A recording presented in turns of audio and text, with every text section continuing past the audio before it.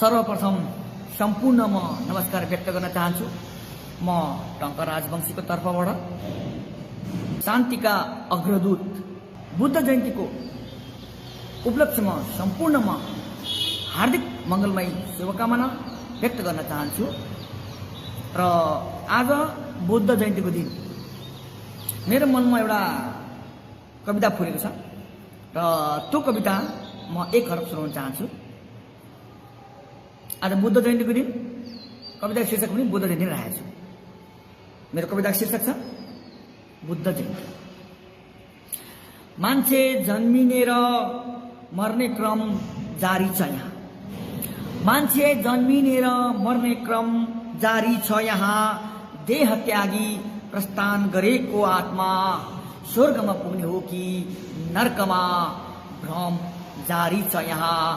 देह त्यागी प्रस्थान गरेको आत्मा स्वर्गमा पुग्ने हो कि नरकमा भ्रम जारी छ यहाँ। गौतम बुद्धलाई हामीले स्वर्गमा होइन नरकमा होइन हाम्रो हृदयको स्पन्दनमा राखेका छौं। अजर अटल